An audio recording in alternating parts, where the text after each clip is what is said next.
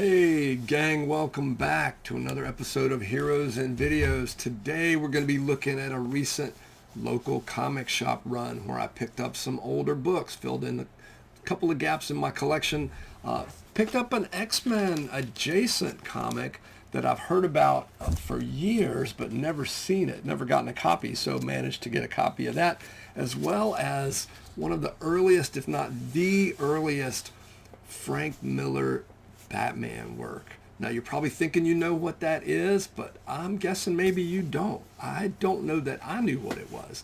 So stick around to the end so you get to see that. Would love it if you hit like. If you like the episode, hit notifications, subscribe to the channel. You know, Pro Football Focus has statistics that show that 60% of the people that watch Heroes and Videos haven't subscribed. Don't be that guy. Subscribe to the channel. Would love to have you. Enjoy talking comic books with you. Please put in the comments stuff that you're reading, maybe some old back issues you've picked up recently, and I'd love to hear your input on what I'm about to show you. So with no further ado, let's get right into it. First up is an anniversary issue of Action Comics. This is Action Comics number 500. It's Ross Andrew cover. I believe Kurt Swan does the inside. I haven't gotten a chance to read this book yet. Haven't just picked it up. But I believe it's of giant size. I mean, this is $1 back in 1979, so it's a giant size story, and I think it's all one story. I have strong feelings that this is probably one of the books that Alan Moore read, or as part of his final Whatever Happened to the Man of Tomorrow two-parter, and that this very much feels like one big, long, this is your life, Superman kind of story that they really just don't do anymore. From a perspective standpoint, we've talked about how much I love perspectives or different perspectives on covers. If you look, it's like a never-ending cover because it's a cover of Superman or Lois and Supergirl holding, which, you know, that might be my favorite Supergirl outfit, by the way. Yeah, but the holding a copy of this comic, and inside that, they're holding a copy of this comic, and inside that, there's another copy of this comic, and you see it just goes on and on and on and on and on. And I don't know how many levels of, actually, I think we did get focused in there. Hold on. Almost. You can see at least, we got at least 4 walls going on there. It's like the Deadpool 4th wall break inside a flashback, maybe 16 walls at this point. So I just have always loved that cover. Plus, it's the 500th issue, and I can't believe I didn't have it. Don't have a ton of Action Comics, according to CLZ, but I thought I had that one, but I don't. So I'm looking forward to reading that. That's Action Comics number 500. Next up, we've got the other half of World's Finest. We've got Batman 318. I've got a few issues on either side of this and the next issue. I think that Firebug's just a really cool costume. The cover is by Jose Garcia Lopez, who met at Baltimore Comic-Con a year or two ago. Just wonderful, wonderful guy, and just such a workhorse for DC over the years. Has contributed so many great looks to so many of their characters. Firebug I thought was a cool looking concept. Inside the book, again, haven't had a chance to read most of these. I just love this era of Batman. There's some really cool Robin issues where he's teamed up with him on either side of this book and the next one. So I picked this up just to fill in a little gap for a little mini run I have from around 310, 311 of Batman to about 320 something. Next up in this is 319. Also picked that up. I've always been a fan of the Gentleman Ghost. I think it was from some detectives years ago, maybe even in that Englehart Marshall Rogers run, which may be coming up later in the show, where the backup for those issues, I think, were some Hawkman issues or some Hawkman stories as a backup in those detective run, where Gentleman Ghost I just always thought was a cool looking character because, you know, he's like invisible. Not sure why he's wearing the outfit, you know, but you can't see him, though he's a ghost and he's wearing kind of a ghostly outfit. I will say this though, as much as I love Joe Kubert, I don't really love the perspective of Batman on this cover. It might be accurate from a perspective standpoint, but just in terms of the way we're used to seeing things, I know like the Kirby, you know, the giant Kirby fist coming at you. We've just gotten, you know, we understand that that's a fist coming at you. I don't know, Batman's head looks a little big here. I guess it's just the way it's drawn, but it doesn't. It's one of those things that maybe anatomically accurate, but in terms of what we're used to in the comic genre and comic book art and whatnot, it just feels like something's a little off. Anyway, this Gentleman Ghost story, it's pretty cool. It reads kind of like those old Mystery Incorporated Scooby-Doo mysteries, like is he really a ghost? Is he not? It mentions down at the bottom, is he a ghost? Is he not? Read the issue to find out. And as with most great mysteries, you're left kind of wondering a little bit at the end of the book. I don't think that's too big of a spoiler for a 40-year-old comic. Next up, speaking of Steve Englehart and Marshall Rogers, they did that just phenomenal run on Detective.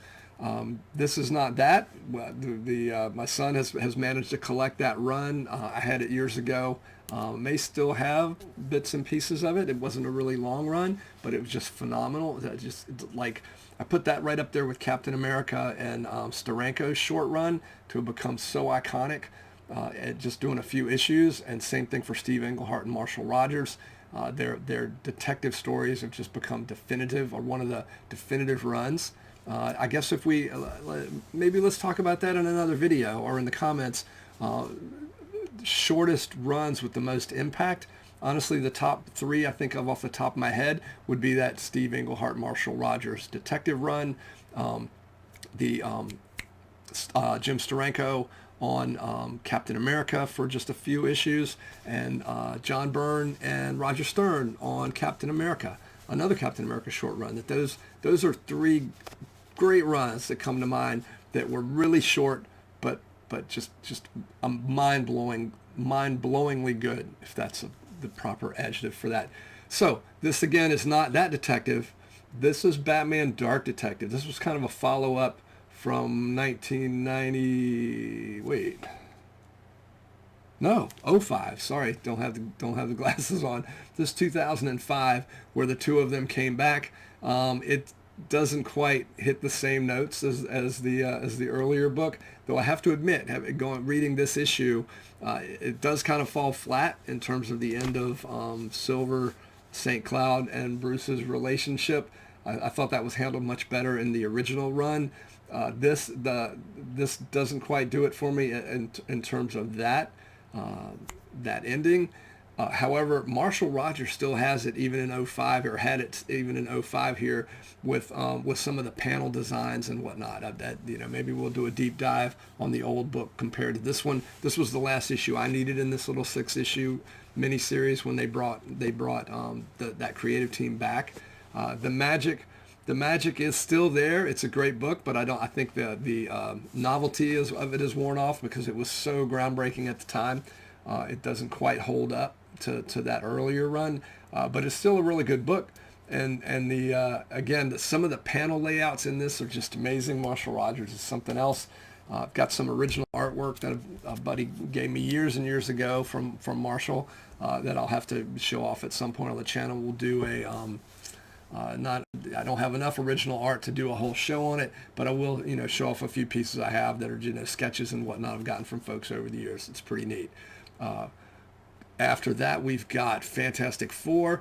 This fills in a little gap for me. I'm missing a few issues in the early 100s and around in the early 1-teens, and this was one of those.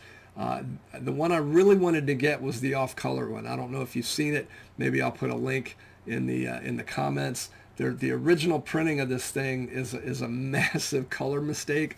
I think Ben is green or purple, and there's a lot of green on the cover. I think all the reeds might be green. Maybe the thing down at the bottom is purple, or vice versa.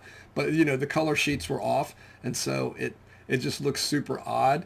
And I've always wanted that copy too, but I didn't have either one, so I picked up this one. It's great. John Buscema doing the art. You really can't lose with that. So that's Fantastic Four 110. Just a couple more here. Moon Knight number 25. Bill, I'm going to totally butcher his last name, Sienkiewicz. When he's in his phase, this was I don't know where this falls in comparison to the New Mutant stuff, but this is after he's just straight up doing what seems like Neil Adams, to where he got really off the rails with the New Mutant stuff and the Bear storyline. I really love that. For me, peak Sikovich. Please phonetically put in the comments how I'm supposed to be pronouncing that. Let's call him Bill. Yeah, because Bill and I are like this, right?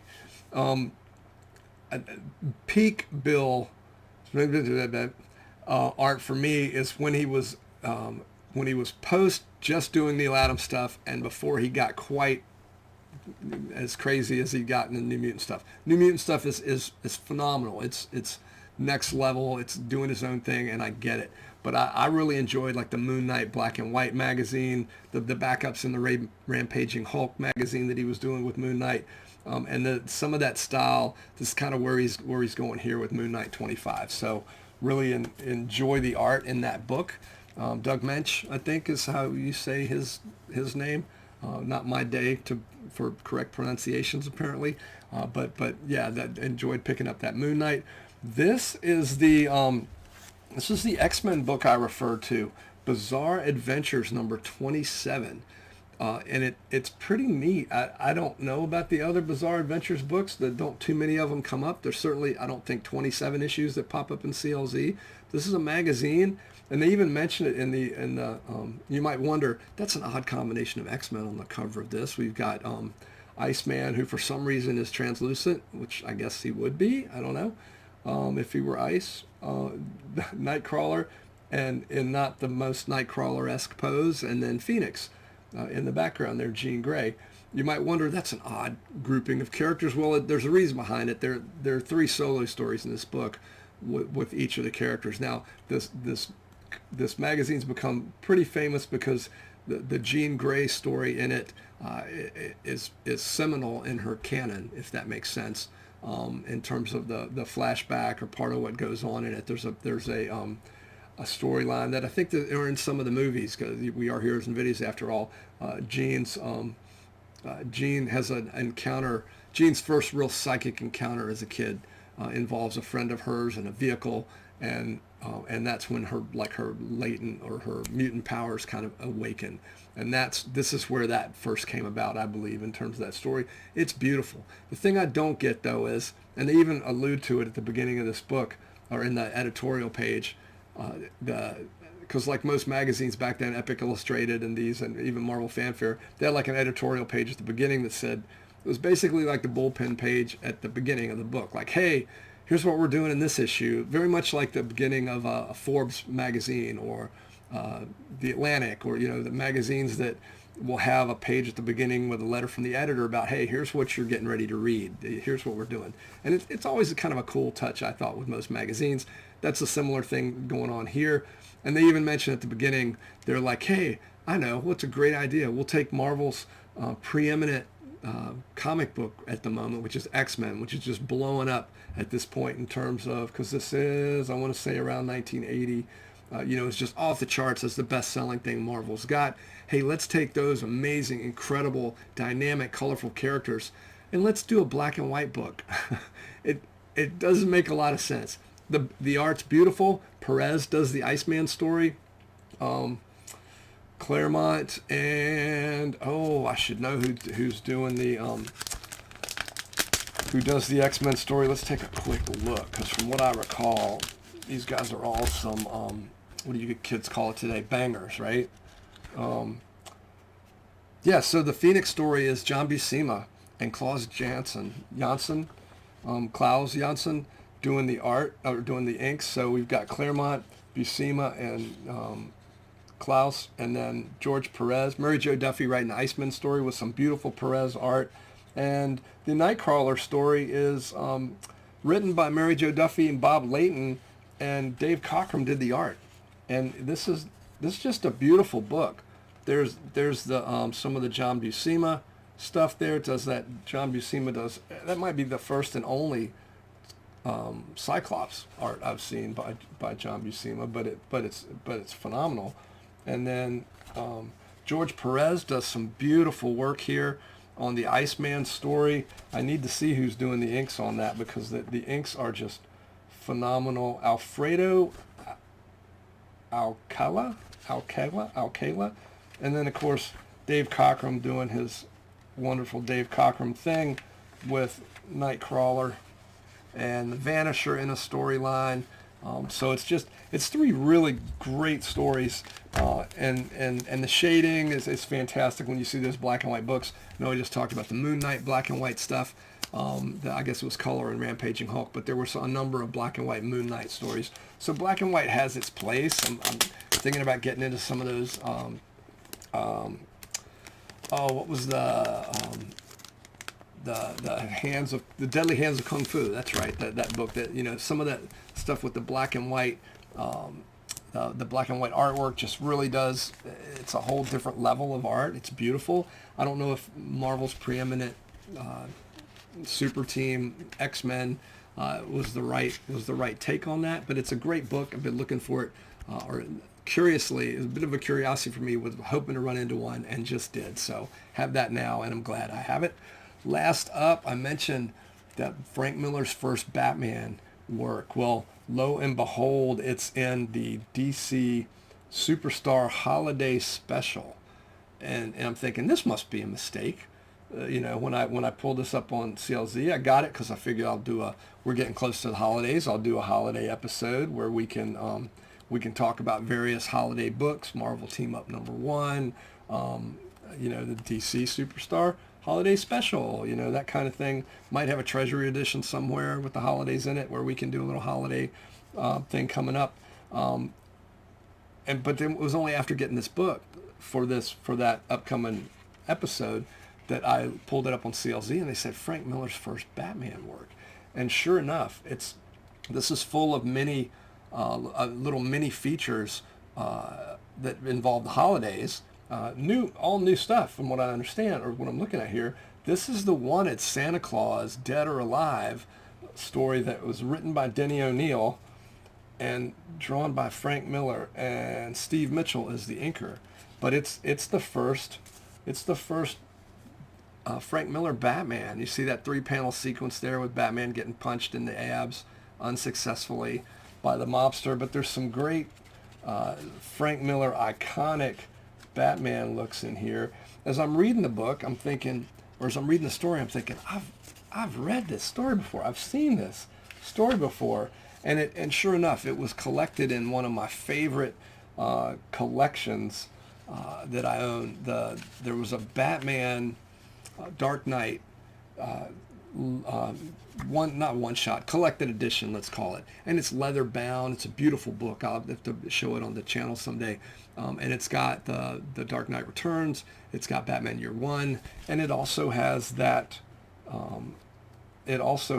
Batman, this Santa Claus story in it.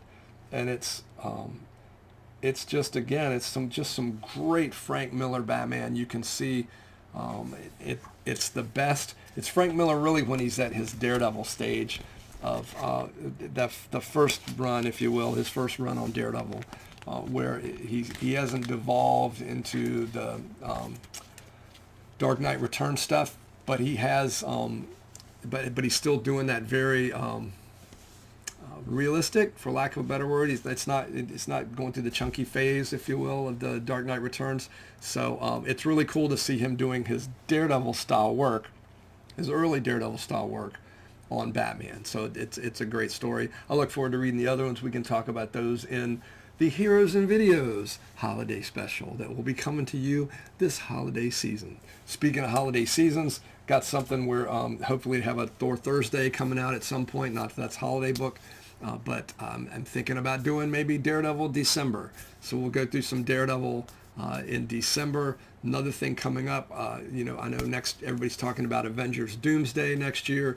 I'm going to start doing a rewatch of all the Marvel movies and see how many of those I can get to between now and then, and maybe do some reviews up on the channel.